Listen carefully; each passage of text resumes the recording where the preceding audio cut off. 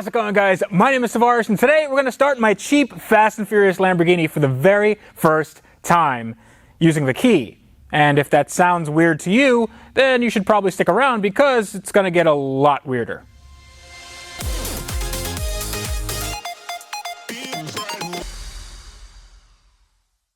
So if you guys are new to the channel, thank you so much for watching. I really hope you enjoyed this video.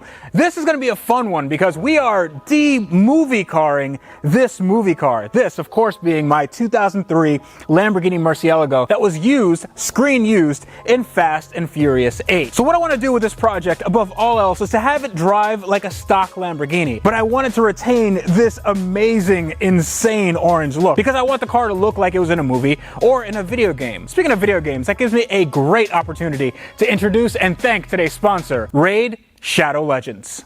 Raid Shadow Legends is a totally free mobile game. It has all the features you'd expect from a brand new RPG title. It has an amazing storyline, awesome 3D graphics, giant boss fights, PvP battles, and hundreds of champions to collect and customize. And the game looks absolutely amazing. I mean, just look at how crazy the level of detail is on these champions. Raid is getting real big, real fast, so if you get in early, that'll give you a huge head start. And there's also upcoming special launch tournaments with crazy prizes. You can click the link in the video description right now to download Raid, and through my link you can get 50,000 silver immediately and a free epic champion. That's 50,000 silver and an epic champion by clicking the link in the video description right now. Go check it out. So our adventure starts back here in the engine bay. Now, when I first got this car, I wasn't able to turn the car on with the key. The key had two positions, accessory and on, but I couldn't get the car to start and I couldn't get the key out of the ignition. So what did I do? I just took everything apart, and I did so by breaking things.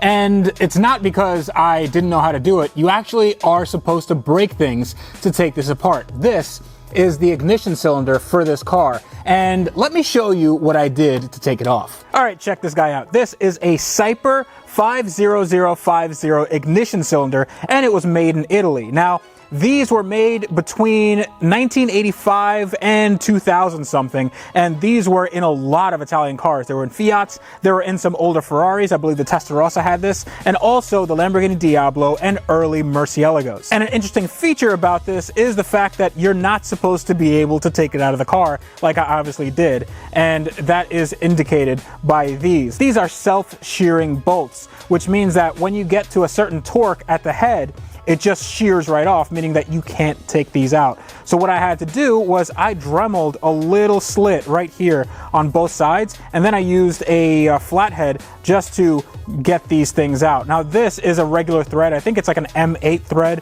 and I'd be able to replace these with basically any other regular bolt. And I'm not really going to be too concerned about anti-theft measures, even though I can get these self-shearing bolts at a later date. But you'll have noticed that I just took the key out. I can put the key in, I can take the key out, and I can turn it to all the, now I can turn it to all the positions, including start,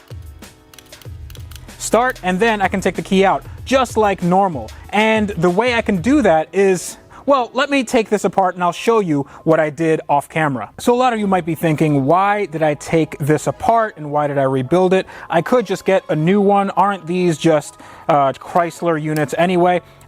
They are not. So this is one of the one-off things that Lamborghini used during the 80s and 90s. These were only available for a select amount of cars, and those cars are very expensive. And to take this apart, you can see that it is quite simple in its construction. The problem that I was having, the reason why I couldn't take the key out of the ignition, is because that there is a little tab right here, and that tab had rotated independently, and there's a little tang that wasn't allowing that tab to go back in. So basically the tumbler inside, that was just stuck and wasn't allowing the key to turn.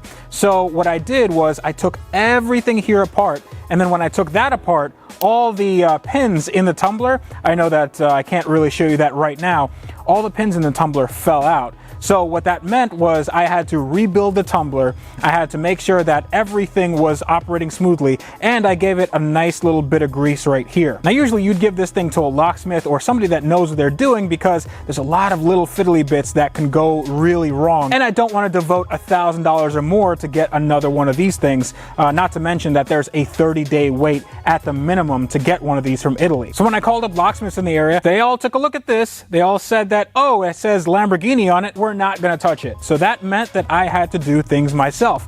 And wouldn't you know it, it works. And now it works really, really well. It goes from off to accessory, on, and start. And there's no binding, no nothing. And I managed to get all the little pins in the tumbler. I got those all lined up correctly. So when I put the car into the on position, I can't then take the key out, just like you would normally. And hopefully this works. I haven't actually tried it. Let's go try it and see if I can actually start the car with the key and if this is a really short episode or not. All right, so to connect this, it's actually quite easy. It's just these two harnesses right here. And I believe they just go on somewhere in the column. Yep, right here. So one thing that I've done was I made sure that the battery is being charged, even though I had no way to start the car, just because I don't want a dead battery when and if this thing starts up. And hopefully it'll start up right now. There we go. Okay, so now the car has battery power. I don't believe that I have anything shorting out here. We're gonna find out in a second. And the car is in neutral, so it's not gonna drive away from me. So let's see if this thing works. Okay, key in. All right. That's good. It's in the on position. Let's see if it starts. And woo! Right on the button. Wow. And let's see if it turns off and I can take the key out. That was a little too easy. Is the car on fire? That was easy. Okay. I guess this is a short episode. Actually, no. Actually, let's do some more work. All right, let's start back here. Those of you with smell-o-vision will know that this is a straight pipe exhaust, which makes a lot of noise and it doesn't have a ton of tone. And I really need to change this thing out. But before I can change that out, this orange thing, it's called a back bumper or a rear end, needs to come out. So I actually don't know how to do this. I have never taken a Lamborghini Murcielago apart, and I can assume that this has already been taken apart lots of different times by the production company. So it's probably gonna be easier in some respects and harder in others, but I see that there's a bunch of Phillips head screws which are not standard, and that'll just make it a little bit easier maybe, but let's just start taking stuff apart and seeing where we end up.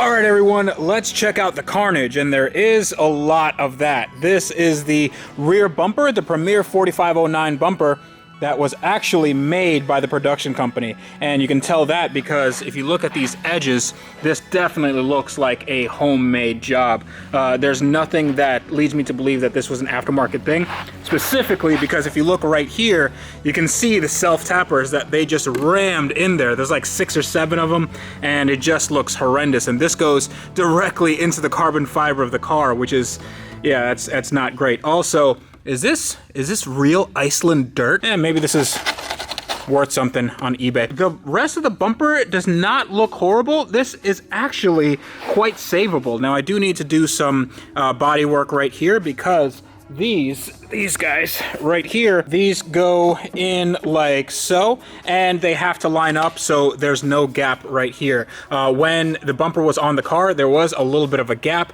and it didn't look very good. So I have to address this. I also have to address this. This is just a painted bar where there should be a vent here. So I'm gonna have to Dremel all this out and then maybe put some mesh in there, as well as right here, because this is, again, just painted and I have to put some mesh beneath here. But the rest of this does not look horrible. I will need to make my own brackets to put all the accompanying pieces on, and I will have to fill in these holes because they look atrocious. But if you look down here where the exhaust is, it actually is not too bad. I know that there is a finisher piece right here. I'm debating on whether or not to put that on because the movie car didn't have that and I want to retain that movie look. But everything else can be salvaged, and I don't think I'm gonna need to buy a brand new bumper because one of these is $5,000 for the FRP, the fiberglass reinforced plastic version, or $12,000 for the carbon fiber version. I definitely don't have any funds for that. But we also took off this. This is the sort of trunk panel spoiler rear thing, and it all comes off in one piece. I actually did not know that this spoiler comes up at speed. This is a little active arrow thing, which is cool. I hope it works. But if we flip this over, we can see that, well, this needs to all be gold, so that's gonna be getting the gold treatment. But you can see that there's some hydraulic rams right here, or rather some electric rams, and they're connected to these two harnesses, and those are connected to this guy right here. So I have no idea if this actually works, but hopefully it does. And this is actually in decent shape. You can see that the holes for the Lamborghini emblem are still there. So this is just a sticker. I can take that off. Not going to take it off right now. But this just needs to be sanded and then painted, and then this will be good to go. Now, one thing I did notice is that this was misaligned, and this can align up or down in the engine bay, and on here rests the latch for the rear bonnet. That's where the engine is. And honestly, all I needed to do was just raise it up a little bit, and the bonnet would have closed normally, because my bonnet, as it stands right now, does not close. So let's go check out the car. That looks freaking insane. Look at look at this Mad Max thing that lay in front of you. It's crazy. I've never had a car that looks this cool underneath the skin. And there is a lot underneath the skin, a lot of overspray, that is. I mean, you can see this orange paint that's just everywhere. It is on the radiator, it's on the fans, it's on this heat shield, and other than the paint, it doesn't look all that bad. Oh, it's also on the exhaust. The more layers I take away from this car, the more I like it. I see that the bones are actually pretty good, nothing to write home about, and I can put this back to a stock-ish condition. I can make this into the F1 Screamer that I know it can be. Now, speaking of F1 Scream, this car definitely does not have the F1 Scream. This is supposed to be a high-revving, high-pitched V12, and this is not doing it. And the reason why is because this is not a V12. And I know you guys are saying, oh, look, it says V12 on it. And yeah, not according to the exhaust. So if you follow this, if you follow the exhaust, let's pretend like you're an exhaust pulse from the engine. So an exhaust pulse, it's born right here, goes into the header collector, then goes down here through the straight pipe section, then goes up through here, crosses over to the left side of the car, then crosses over again, and then goes into a 1 to 2 collector, and then the 2 to 1 collector, and at no point does it meet its brethren on the other side of the engine. So according to the exhaust pulses, it's 2 inline 6s, and never shall the 2 meet. And what I'm gonna do is remove this muffler section, well, the muffler section where the muffler's supposed to live. What I'm doing with this is I'm taking this off, and then I'm having a merge pipe made for me by the guys at Velocity AP. Now I don't have the exhaust just yet, but they did send me a little picture of it on email, and this is what it looks like. Oh yeah, I can't wait to get that on, because that's what's gonna give this thing the high-pitched scream that I really want in this car.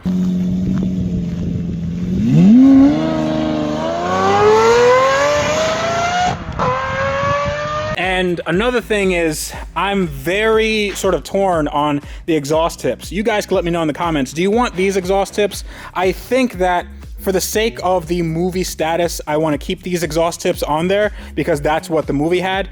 If it was up to me, I'd probably do an LP640 style single exit exhaust just because it looks a lot better. The sound is going to be exactly the same, but these just look a little bit more dated. But then again, it's movie spec, so I'm not really sure if these are going to stay or not. For now, I think they'll stay, but you guys let me know what you think is the best setup for this car to retain its sort of provenance. And for those of you saying you like the way this car sounds, I urge you to listen to this clip.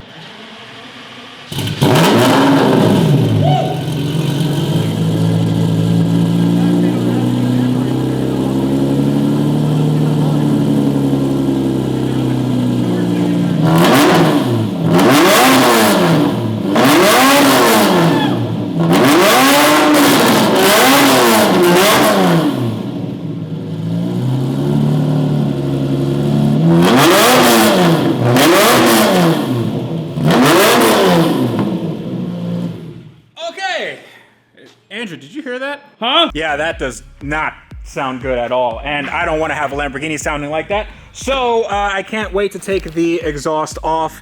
And I don't know what we're going to do with this one. Maybe I'll sell it. Maybe I'll throw it out. Maybe I'll give it to one of you. Who knows? But right now, I have to get the exhaust ready to be removed. And who knows how long these have been on there. They look a little bit on the rusty side. So we are just going to douse them all with some penetrating fluid, WD-40. And hopefully by the time I get the new exhaust, they will be nice and easy to remove, and I don't have to resort to cursing. Also, fun fact, I wanted to mention something before I ended the episode. You guys see this 25.1 all over the car. It's there, it's there. It's actually engraved right here. I was wondering what that 25.1 was, and the people that built this car, the production company, I got an answer from them. Apparently, it was the 25th group of the filming of the movie, which means that there's 25 groups of cars, and this was the first car, so this was the hero car, like I knew. And this wasn't a stunt car, and this wasn't any sort of weird kit car that they then put into the water, or anything, but we know that already. So that just confirms that this was the best of the best, at least when it came to filming that movie. All right, guys, that's it for today's episode. I'm really excited about the next episode because that exhaust is going in. I got confirmation that is en route to my house. I should have it by the end of today, so you guys should see it in the next episode, and you guys will hear it in the next episode, which means that I'm gonna hear it in the next episode, which makes me real happy. I'd like to give a big shout out to Raid for sponsoring this video. Check them out in the link in the video description. But until next time, this is me reminding you guys that on cars like this that now start with a key,